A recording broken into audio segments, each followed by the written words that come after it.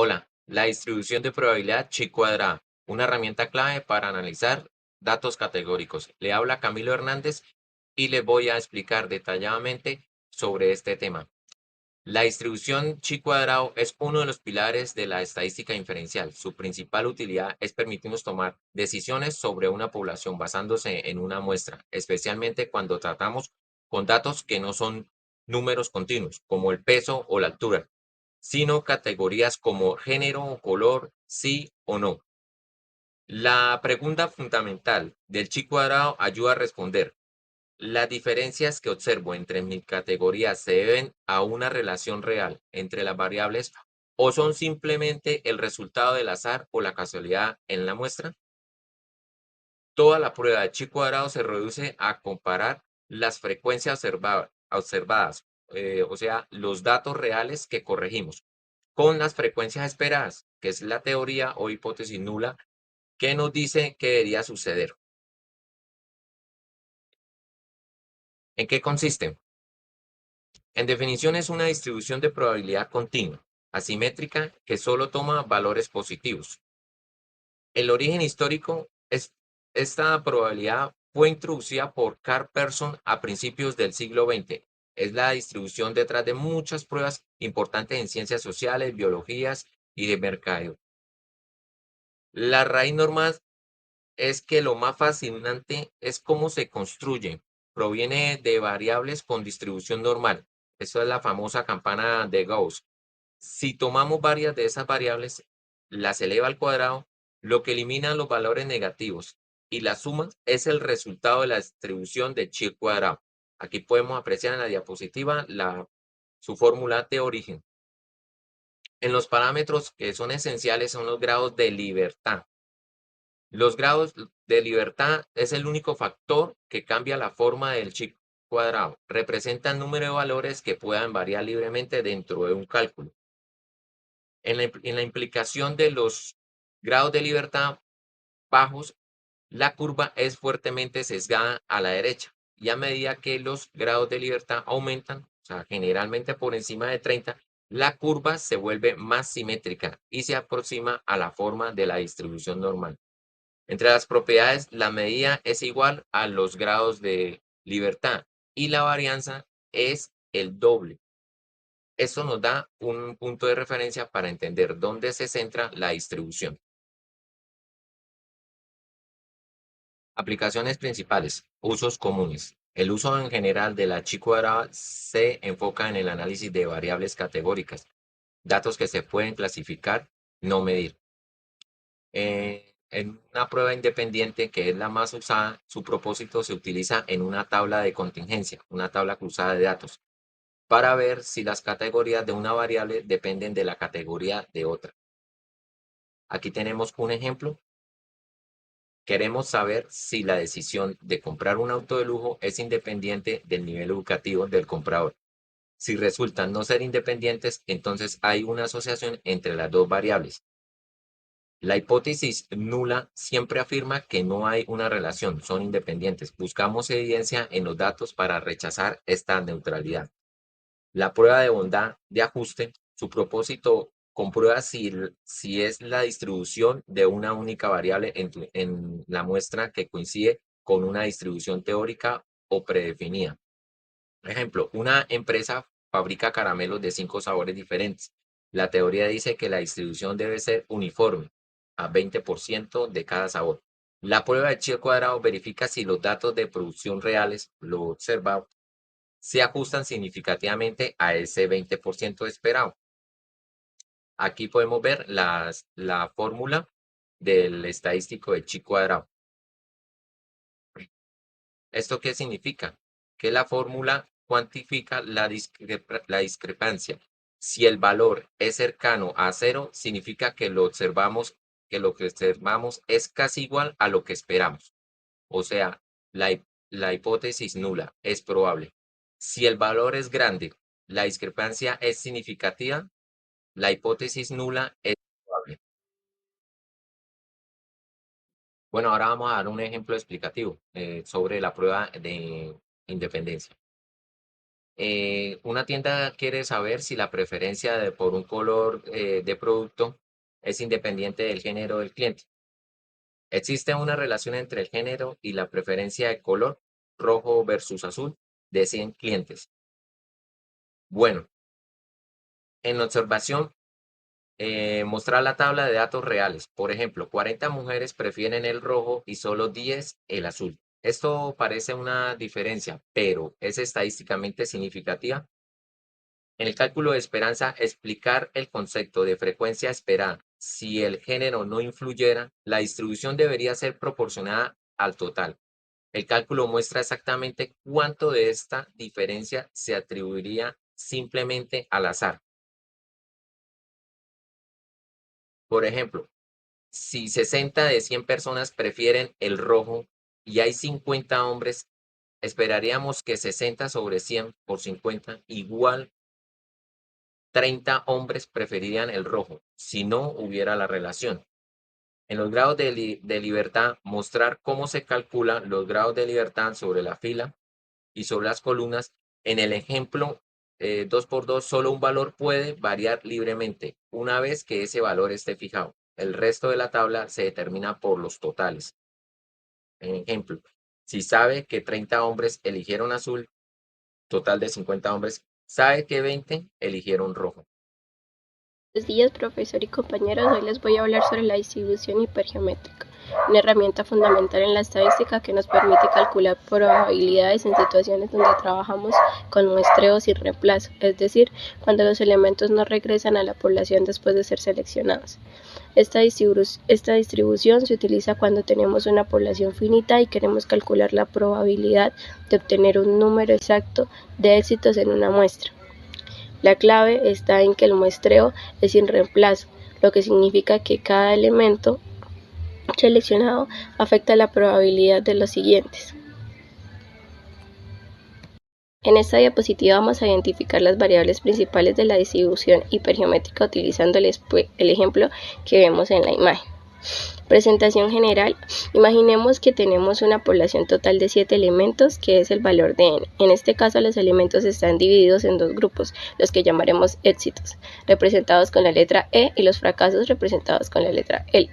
Explicación de m. Aquí tenemos 4 elementos que son éxitos, por eso el valor de la m es igual a 4. Esto representa la cantidad total de éxitos dentro de toda la población. Tamaño de la muestra n. Ahora, de estos 7 elementos no vamos a trabajar con todos, sino que seleccionamos una muestra de tamaño n igual a 3, que es el grupo pequeño que ven a la derecha de la imagen. Valor de x. Dentro de esta muestra nos interesa saber la probabilidad de que exactamente x elementos sean exitosos, es decir, que los 3 que elegimos sean del tipo E. En resumen, esta imagen nos ayuda a visualizar cómo se dividen los elementos en la población, cómo seleccionamos una muestra y cómo establecemos el número de éxitos que queremos encontrar en estos 4 valores. N, M y X son la base para explicar la fórmula de la distribución hipergeométrica en el siguiente paso. Positiva, a diferencia de la distribución binominal donde los ensayos son independientes en la hipergeometría, la probabilidad se ajusta después de cada selección, porque los elementos no regresan a la población. Esto la hace ideal para situaciones como control de calidad en fábricas, genética y hasta juegos de póker. Vamos a resolver un ejemplo. Tenemos 10 focos, de los cuales 3 están defectuosos. Si elegimos 4, queremos calcular la probabilidad de que exactamente 2 sean defectuosos. Usamos la fórmula combinaciones de los defectuosos por combinación de los buenos dividido por las combinaciones totales. El resultado nos da una probabilidad del 0.3, es decir, el 30%. Prueba de hipótesis de una cola. La prueba de hipótesis de una cola es un método en la estadística inferencial que se usa para responder preguntas como ¿hay suficiente evidencia para creer que algo ha cambiado en la población?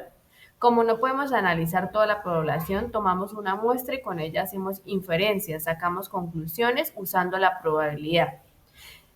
Es una prueba estadística que nos permite determinar si hay suficiente evidencia para afirmar que un parámetro poblacional ha aumentado o ha disminuido, pero en una dirección específica. Es un tipo de prueba donde solo nos importa una dirección de cambio, ha aumentado o ha disminuido. Por eso se llama de una cola, porque solo miramos un lado de distribución. Cuando utilizamos la prueba de cola derecha y cuando la izquierda. La prueba de cola derecha se utiliza cuando miramos si algo ha aumentado y la izquierda cuando miramos si algo ha disminuido. ¿Qué pasa si utilizamos la prueba de cola mal? Si usa la prueba de cola mal, cuando en realidad había que usar una de dos colas, pues podemos sacar conclusiones incorrectas. Podríamos no detectar un cambio que está en la dirección opuesta. ¿Dónde usamos estas pruebas? En la vida real. En la medicina la usamos como un nuevo medicamento. Por ejemplo, un nuevo medicamento baja más la presión. En los negocios, una nueva estrategia ha aumentado las ventas. En la industria, un proceso nuevo reduce los números de defecto. En la educación, es un método de enseñanza que mejora las calificaciones. ¿Por qué es importante? Es importante la prueba de hipótesis de una cola porque nos permite analizar si un cambio ha ocurrido en una dirección específica, ya sea que ha aumentado el valor o disminuyó.